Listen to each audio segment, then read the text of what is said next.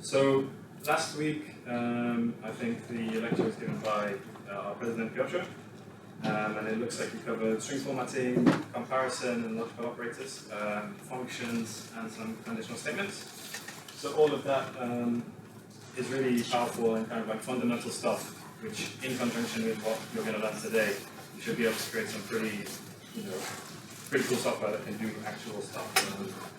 So today we're going to be looking at some kind of fundamental data structures in Python, lists, tuples, and dictionaries.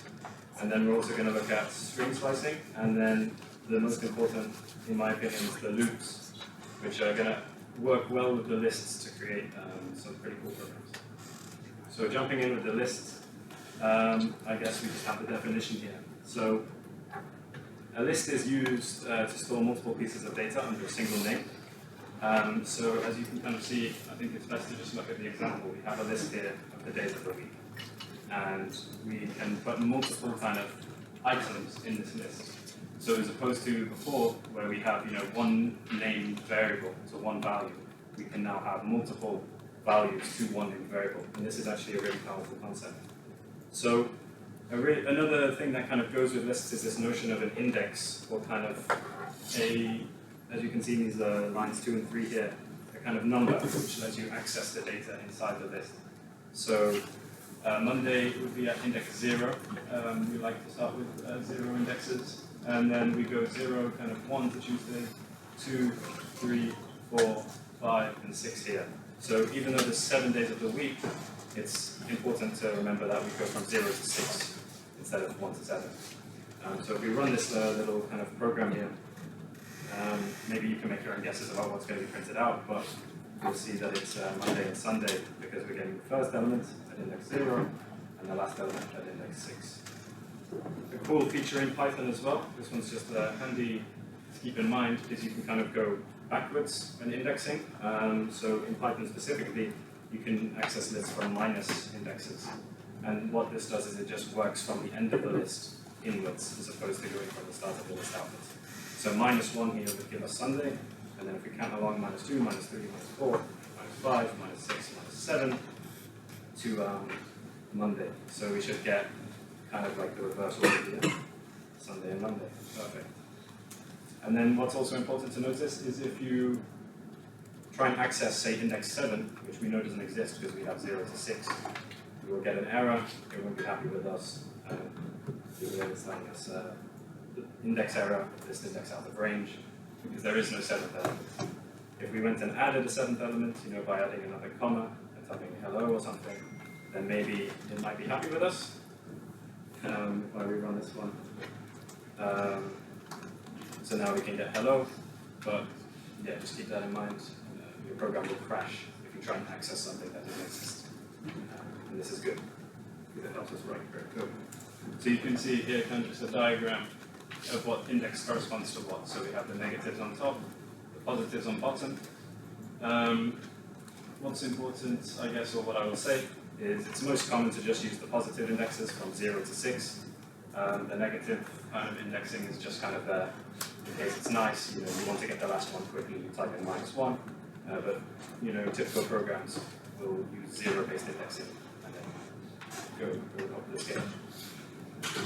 So in Python, lists are dynamic, which means they aren't a fixed size. So in a lot of languages, you have this concept of an array, which is a fixed size. But in Python, we kind of don't care about this, and lists can grow and shrink. And you can also put anything in them. So we can look here and see our list contains numbers, it contains strings. So we have integer and string there, which is also kind of a nice concept. In other languages, you can often only put one type of data in a list, but in Python, we can put anything in it. So we have our identifiers list here, and we have 1, 2, 3, 4 is an integer, 0, 0, 2, 1 is a string, and then you put the rest of them. And we will print out this list, and then we add the integer 3973 to the list.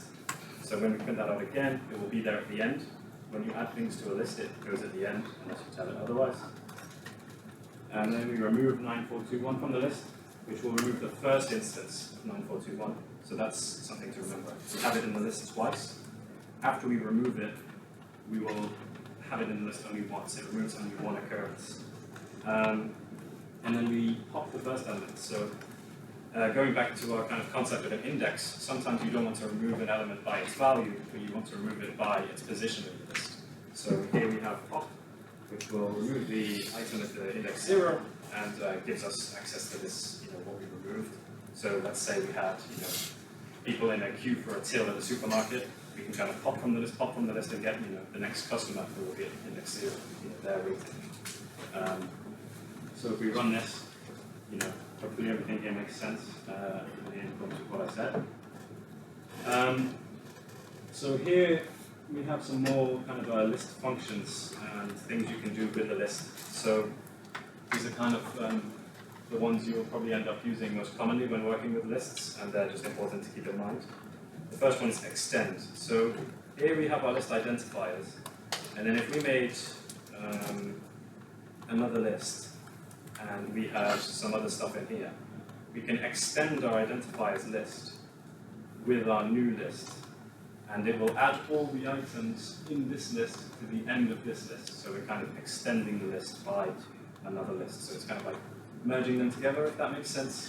You're sticking them on the end. So if we print out identifiers after this, hopefully you can see 1, 2, 3, 4, 5 has been appended to kind of the end of the list. So it allows us to have two lists, put them together in the order we want. So that's a useful one to keep in mind. We have insertion. So sometimes you don't want to put an item at the end of the list. By default, the item goes to the end of the list. Sometimes you want to put it in the middle. Maybe you want to put it right at the start. So insertion lets you insert at an index. And what's important to remember is that when you insert, it doesn't replace. So if we have a list with 10 items, and I put something in slot 5, it's going to push everything from 5 along, put my item in slot 5. So then we have 11 items now. We don't replace the item that was at 5, if that makes sense. We have index, which returns the index of an item. So we like working with indexes. There's lots of reasons, as you'll see later, we want to work with indexes. So sometimes you have some item, and you want to find where it is in the list. And then maybe with this, you can get the items around it, something like that. So you can use .index, and it will tell you the position of the first occurrence of that item in the list. We have count, which will tell you how many times an item is in the list. So as we saw here, 9421 is in the list twice. Maybe you want to know how many times something's in the list.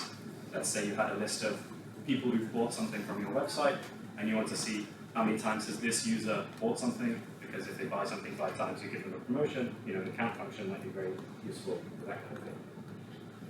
Sort. So sorting a list is very useful. So there's often cases where you need your list in order. Maybe you want to sort people by their birthdays or by their alphabetical names or something.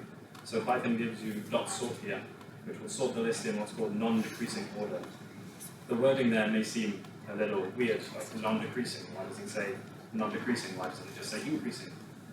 This is on a technicality of if your list contains the same number twice, is it really increasing? If we had 1, 2, 5, 5, that's not really an increasing list. So we just say that's non-decreasing because it doesn't go down. So that's just something to keep in mind. It doesn't really matter that much. If it helps you to think it's increasing, then just think it's increasing order.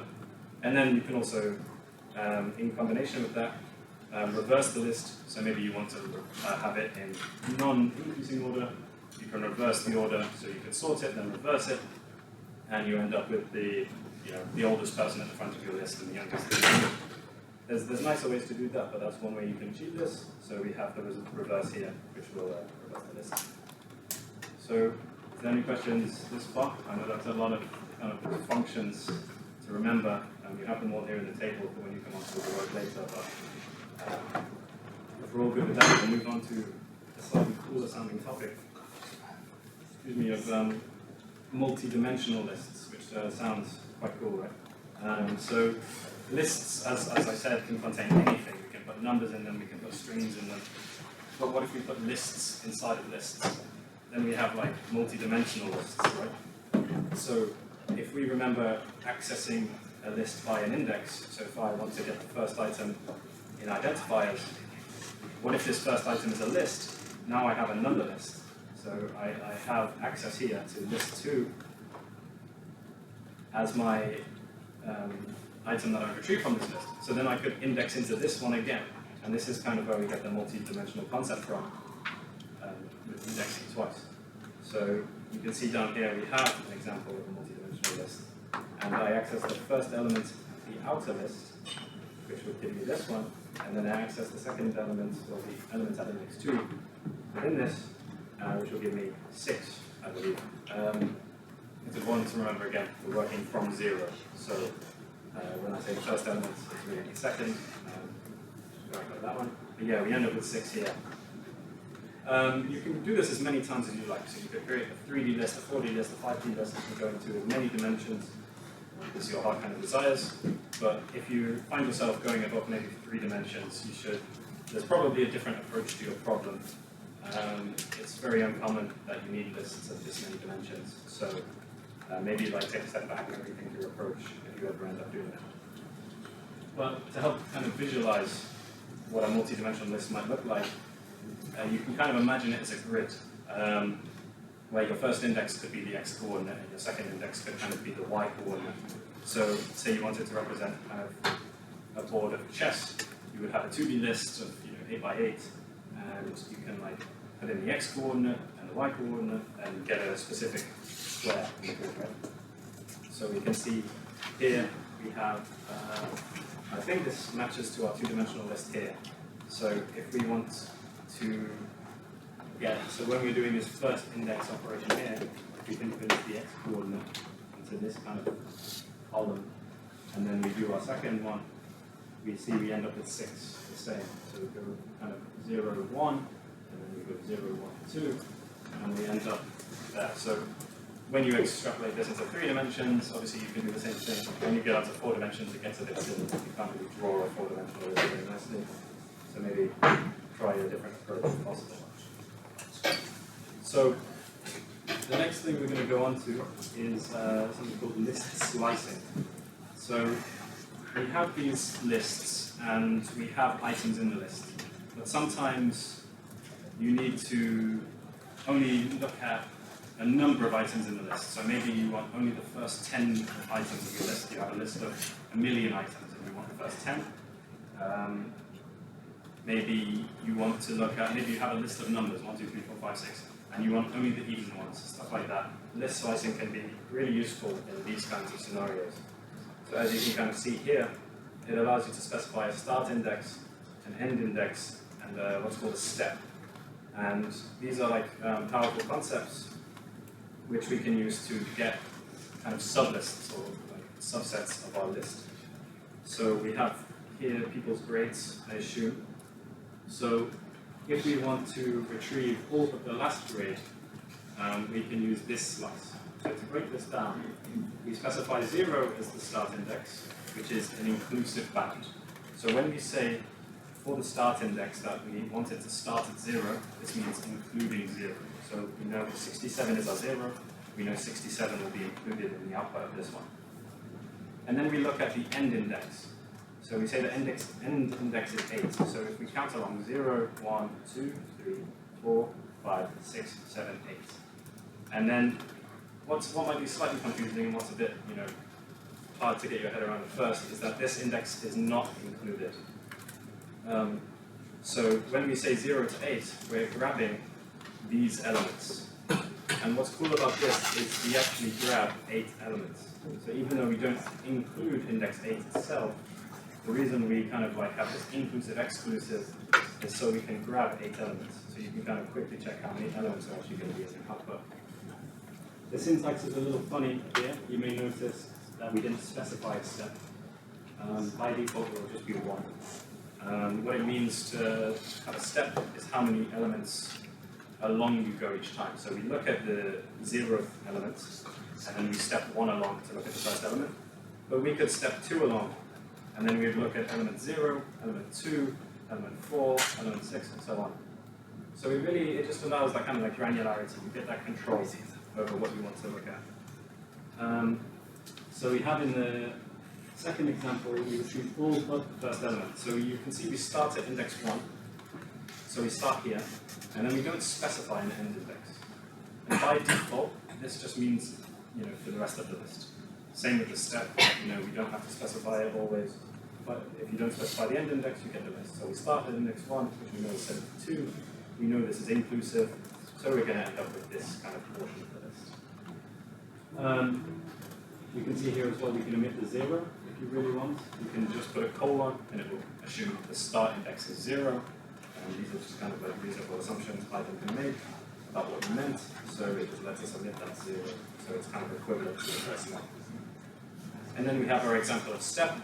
So we retrieve every second element starting at the first element. So we know it defaults to 0.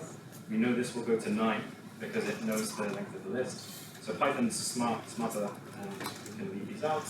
And then we step 2 along. So we get index 0, we get 67, we get 68, we get 81, we get 79, and we get 50. And we skip every other element. Now the last one, there's no comment here. So maybe I'll give you a minute to kind of try and figure out what this one's going to do, because this is quite a tricky concept. So if anyone is brave enough to try and tell me what this one does, I'll be impressed, but if not, I'll give you a minute and we'll go through it then. We can kind of break this down. So I guess the first step in kind of checking what goes on is we should probably try and fill in the blank. So we will know this will be kind of the length of the list. So we know we're going 292, which is a bit more descriptive. So that's the first step, is kind of breaking down the syntax here. But yeah, I had a few people say it. We start at index 2. So we start at kind of 68 here, and then we're stepping along by 2. So we get 68, we get 81, we get 79, and we get 59. So hopefully this is correct. Let's find out. 68, 81, 79, and 59. So we can see from our outputs here, it works as we expected. But yeah, this is quite some powerful syntax that allows you to write programs quickly, and if you have to write less, you can specify more. So yeah, so that's kind of it for lists. That's about the basics of lists, and it's very powerful. You get a lot of tools that you can do a lot with, but in concept they're quite simple. So now we're going to go on to something named tuple, which I think it acts very much like a list. There's some subtlety and difference in that. A tuple isn't as dynamic as a list. A tuple we can call a tuple immutable. And what this means is it can't be modified. So it's just a fancy kind of term they give it. So we specify here a tuple using curly brackets or parentheses here. And it has 3 elements, 44, 92, and 88. And you can see we can index into our tuple just like a list. But what we can't do to our tuple is change it. We can't assign any index, we can't replace an index, we can't extend it, we can't shrink it. Our tuple is what it is. And the reasons we might want this, you may think, why do we want this? It sounds pretty useless, we could just use the list. Is tuples are faster. So maybe one day you're writing code which takes a long time, and you can save a lot of time by using a tuple instead of a list. Because a computer executes instructions, but when it knows certain invariants are kind of in place, when it knows the data won't change, it can be less careful about what it's executing, and then it can go faster. But yeah, you also get this kind of nice guarantee when you're writing code that you know the tuple won't change. So if you have a tuple here, by the time you get to the end of the code block, maybe you've passed it around, maybe you've passed it to a bunch of functions. If you pass a list around, those functions could change your list and you would never know. But with a tuple, you get the guarantee that this tuple has stayed the same, so you don't need to kind of make these checks. That might kind of make more sense once you start writing some programs, why that's nice. I'm sure when you start writing programs, you'll run into some bugs where you pass a list into some function, that function changes your list, and then you try and access something in the list and it's not there anymore. And that will never happen with a tuple. So if we run our example here, we print out the first index, it's 0 indexed again. So we have 44, 92, we get 92 at the first index. But if we try and assign the index, so if we assign the first index at 5, we get an error. And it tells us type error tuple does not support assignment, because a tuple is immutable. So now we've covered tuples, there's not much more to say about them. They don't have a lot of the same methods because they can't change. but we can go on to what I think is a really, really interesting data structure called a dictionary. Now, dictionaries are similar to lists in that they both support, dynamic insertion and removal and lookup of items, collections of items. But what's special about a dictionary is it's kind of got a key value pairing. So, in our list, I used a lot of examples like we have a bunch of people's ages, but we don't really know who those people are, we just have a bunch of their ages. But in a dictionary, we can say, my age is 19, someone else's age is 20, and you look up Alfie in the dictionary, and it will map to the number 20 or 19. 19. But yeah, you get kind of that lookup, which you don't have in a list. So we see here, we're looking at Piotr, who hasn't changed his year. He's actually a third year now. He's just like me, he doesn't know how old he is. And we can see here, we kind of create this collection, this dictionary, where we say his first name is Piotr, his second name, I'm not going to attempt. His course is computer science, his year is 3, and his student ID number, in case you want to look him up, is that. He gave you a lot of information there. But if we run this, we can see we're looking up his first name and his second name. And we can see all we referenced was student 2139. And we said, what is their first name? And it gave us Piotr, and then it gave us his second name as well. So yeah, you can put all types of information in here. You can see that we have integers here, we have strings here, and you can put anything. You could put a list as the value, we could put another dictionary as the value. But what's important is what can be a key. So first name, second name, course, year, and ID, they are keys. So we call these, the thing you use to look up is a key, and then it points to a value. What's important to note is that the key must be immutable. So we can't have a list as a key, but we could have a tuple, because we know that's anything. And this means we get given here some nice data types we can use as keys. So strings, integers, floats, booleans. We can use those as keys, and there's lots of reasons we may want to use some of them. Strings are nice because you can look up by kind of an English word, so we say his first name is. Or maybe when we wanted to have attribute 0, attribute 1, we can use integers as keys as well. The second thing to kind of notice about dictionaries is that we can't have duplicate keys. So there's kind of a one-to-one mapping from key to value. So the key cannot point to 2 values unless maybe the value is a list or a tuple. But like the key has one set object as its value. So we can see here, true is yes, false is no. We can't have false as yes. It doesn't make sense, because when I look up false, which one am I going to get? So this isn't allowed. I'm not actually sure the specifics of what would happen if we ran this program. I'm interested in finding out. It might break, or it might give us kind of some output we don't really know. Let's see. So it says false is no, but I put false as yes. And this is why we don't want to duplicate this way, because how are we meant to know it's going to say that? But if we just keep it as 1, kind of key to value, then we know what we're going to get, false points to no. But you can see this kind of like power here, in that we look up what 1 is, and 1 tells us yes. We look up what false is, and false tells us no. We look up what true is, and true tells us yes.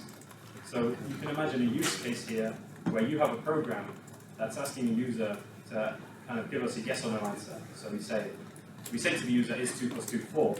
And then we want multiple ways for the user to be able to say yes. Because if we do some check, like let's say we have our inputs here, equals inputs, and we say is 2 plus 2 equals a 4, right?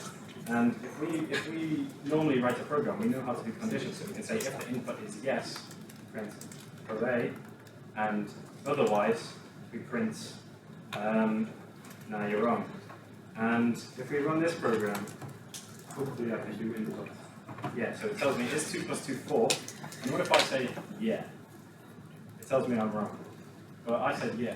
So what we could do here is we could have in our dictionary, we could have yeah, and we can say this is true, right? And then we can say if what we inputted is in our dictionary.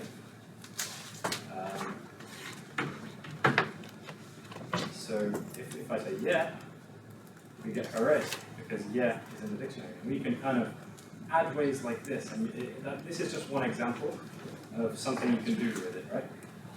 The dictionary maybe isn't most appropriate here. You could say, is it in a list? Possibly yeses. But this is just, a quick example. But yeah, dictionaries are very dynamic. Keys can be of different types. As we can see, we have true, false, booleans, we have integers, we have strings. It's just like lists, but there's the key value pairing. And then here we have some methods you might want. So we have get.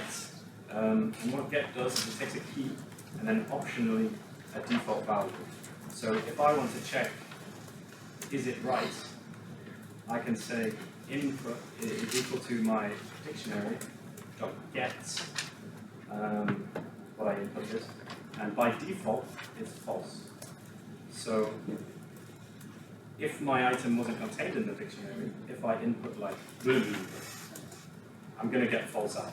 And then we can kind of provide a default value, so we don't have to do extra checks in our program to check if the value's in the dictionary. We can just provide it with the default value, which we can handle as we want.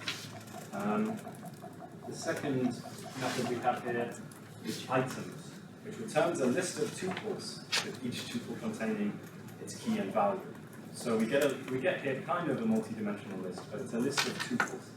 And the tuples are of size 2, where the first index is the key, and the last index is a value. So if we want to go over every item in the dictionary, we might need its key and value, so we can use items here.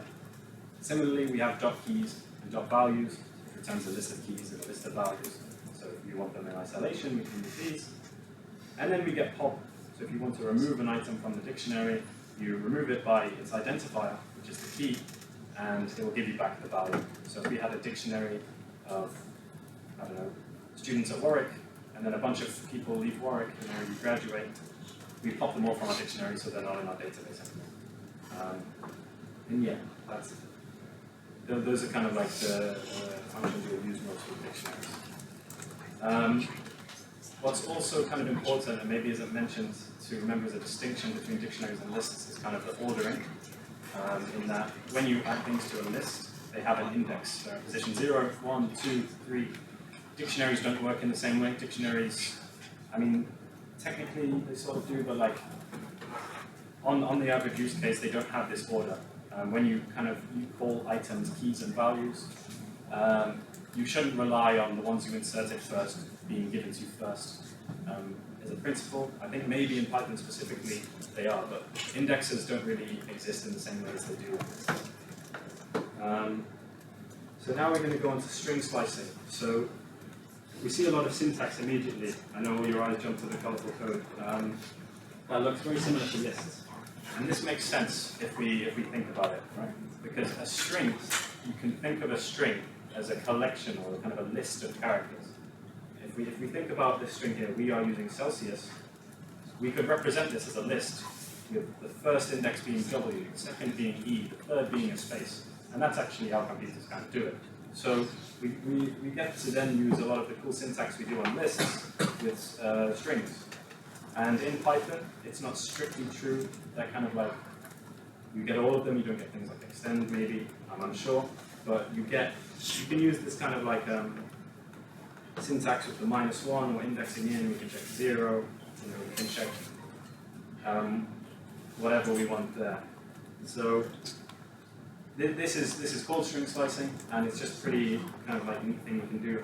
Let's say we are using Celsius, I have a fever, so what happens there? Oh, so yeah, we have a string of body temperature, and we get the last number here in the body temperature. So, or the last kind of character in the string. So we get a C, and then we convert it to lowercase, and we check it as a C. And then we know we're using Celsius. But if I was to change this to F, it's going to look at body temp. It's going to look at the last element in, using the -1 syntax. It's going to see F, and now we're going to get, so we are using Fahrenheit. And what's it going to tell me? I don't have a fever. I think I'm freezing cold. I don't know. I don't speak Fahrenheit. But let's say I'm 380 degrees Fahrenheit. then I have a fever again. But you can see we're checking here using the slicing to kind of control which kind of path we go down depending on what data we have. So it's just a neat way to interact with strings and like check maybe units or whatever you need to do. And again, you can use your like slicing. So if you want to chop up someone's sentence, you can use stuff like this, your step, your end index, and it will all work. So now we're coming on to kind of the end of me talking, but we're on to loops. So the last two things we need to look at are while loops and for loops. So in conjunction with lists, loops are a very powerful concept because the way we write programs, we write them from the top to the bottom. We give it a list of instructions to execute. But if we want to ask, say you maybe have done something where you speak to ChatGPT and you type in a message and it types you an answer and then it waits for another message. There's no way a program sat there, copy and pasted the same code 100 times to get it to keep waiting for you to ask a message. They use a loop, right? So if you want to ask the user something multiple times, you want to process something multiple times, you can use a loop instead of copy and pasting your code, right? And then you repeat less code, you get more concise code, and it's very powerful because you can loop conditionally. So as we can see here, we have what's called a while loop. And a while loop executes the code inside of it until the condition is not met. So while this kind of expression here, count less than 10, is true, we will execute the body of this loop. And you can see in the body of the loop, we increment count. So after this loop is run one time, count is going to be equal to 1. And then it's going to check this condition again. Is 1 less than 10? And then it's going to do it again. 2 less than 10? And so on until we get eventually is 10 less than 10, which it's not. And then, afterwards we'll run, and it won't run the body of the loop again. So if we run this, we can see we get 0, 1, 2, 3, 4, all the way up to 9. And then it checks with 10 less than 10, and it says 10 isn't less than 10. Don't be silly. And then it moves on. So a while loop is suitable for kind of most cases where you don't know how many times the body of the loop should execute. So maybe you keep checking something. Maybe you really want to buy Taylor Swift tickets, and you have a while loop that like looks at the page of Taylor Swift tickets and says, "Are they on sale yet?" And it says no. You run it again, check again, keep checking, keep checking. And then one time you check it, and it's like, I can buy Taylor Swift tickets now. So you buy them like that, and then sell them for a lot of money. But when you do know, we're not moving on to that yet. So yeah, you can imagine this type of loop being used within the logic for a computer fan. So yeah, the fan will kind of spin while your computer is hot, the fan needs to spin. That's how you would say that out in real life. That's exactly how we program it. So we say while the temperature of our computer is greater than 45 degrees, we're going to keep spinning our fan, which is then going to change the temperature, and eventually our fan will stop spinning. So we get a nice program here that we can keep running, and it sees how many times we need to spin our fan for our computer to cool down, and then we can turn it off because we want to save power, save the planet, and all that stuff. But sometimes we know how many times our loop is going to run. Sometimes we need to do something a fixed number of times, and Python gives us a nice syntax for that. And this is called a for loop. So the difference between a for loop and a while loop is the way you express the condition. So we can see here, we say for x in range 0 to 8. I'm not sure if you've met the range function yet, but what this kind of gives us is a list. It's kind of, it gives us a list of all numbers in this range, all integers in this range. And we say all for x in this range. So what this will actually do is loop over every element in the range list. So we'll run this when x is equal to 0. We'll run this when x is equal to 1. We'll run it when x is equal to 2, and so on, all the way up to 7, I think, because I think the upper bound is exclusive here. And we're going to print them all out. So if we just look at the first line here, we get 1 through 7, because we loop over our fixed size list and print out all the values. And then we print a new line here. And then you can see we do the same thing here, the exact equivalent. So we kind of assign x to each member of the list and run the body as this. Right? So this is kind of useful is if you imagine having a list of students and it's come end of the year and they all need to move up the year on your system. you loop over them all, you say for student at Warwick, or for student in my Warwick students list, increment their year. And you can do something and act on all items in your list.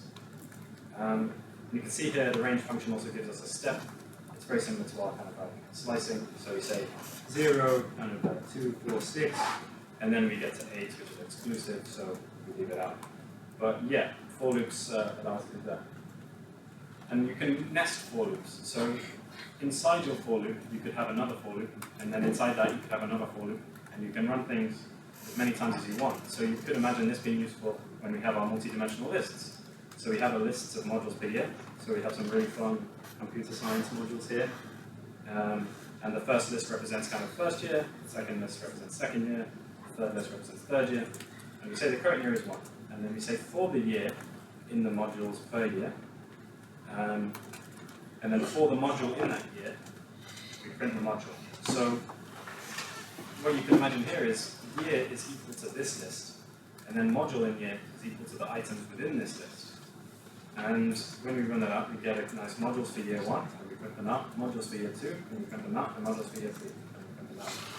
So you can see in combination with what we learned about lists and multi-dimensional lists, loops are a really powerful concept, which can allow us to act on all the data inside the list in a kind of generic way. And yeah, we can iterate using for loops over more than just lists. So here we have a nice employees dictionary. I wonder if these are real people, someone just tell me after. But we say for the employee number and the employee name in the items. This is a nice syntax here. So if we remember, items gives us a list of tuples, and then you can kind of do something called destructuring a tuple, where the first index or the first item in the tuple is given to employee number, the second is given to employee name. So the number will be the key, the name will be the value, because items gives us key value pairs. We split this into our variables here, and we print them out. So we get James Hill, Tom Lauren, Kate Johnson, Alia Ford here. And yeah, we can loop over our data structures like that. And then there's two more kind of things we need to learn to do with loops and how to use them, is continue and break. So these are two keywords in Python, just like for, in, they're kind of like reserved words. You can't call your variables continue or break, because they mean something else in Python. Or you shouldn't. I think Python will, but don't. And continue means loop again. So when your code sees a continue statement, it's going to ignore everything after the continue and go back to check the condition. So in our for loop, this just means it will run the next one. So we print out this 10 times. But in a while loop, it checks the condition again. Right? So if I have while count is less than 10 and I say continue, it's going to check count is less than 10 and then start from the top of the loop again. So that's what continue does. And then the second statement is break. So break is kind of like continue in that it will stop the termination. It will stop running the code in the body of the loop, but break will just exit. Break won't check the condition again. Break won't run the loop again. Break will exit out of your loop, and the program will continue running from there. So we can see here we do what's called a linear search, where we're looking for a number in the list, and we say for number in the list of numbers. We're going to say, is 5 equal to 11? No. Is 3 equal to 11? No. 9? No. And then we can say 11 is equal to 11. So we're going to say number was found, and then we don't need to check anymore, because it's in the list, we found it. It's a waste of our time to keep checking. So we want to break from the loop, because there's no point checking anymore. We've already found 11. So we expect 5, we expect 3, we expect 9, and then we find the number, and you can see we run the break statement, if I don't move it around. And then we don't check anymore. We don't check 19, we don't check 8. So it allows us to kind of control when we want to keep running loops without incorporating this into our initial condition, which allows us to write kind of easier programs. It allows us to have that control in a nice way. So maybe you've noticed some kind of similarity between for and while loops. And it turns out that anything you can write using a for loop, you can write using a while loop. So you can see here, we have a for loop that loops over all the students, but then we can do this with a while loop by having a counter equal to 0, using our list indexing that we know about, and then incrementing our thing. and checking that I is less than the length of the students, so we don't try and index something out the list. And yeah, all for loops can be turned into while loops. But then you might think, why do we have for loops then? Why do we bother? And you'll notice that our for loop code is a lot easier to read than our while loop code. And it's just a nice syntax. It's a shorthand that allows us to write programs, because it's important that we are able to look at our programs and understand what they do. So when we visit them later, we can continue working on them. And it just gives us that tool to write a nicer program so that other people can look at it and whatnot. But yeah, that concludes the teaching for this week.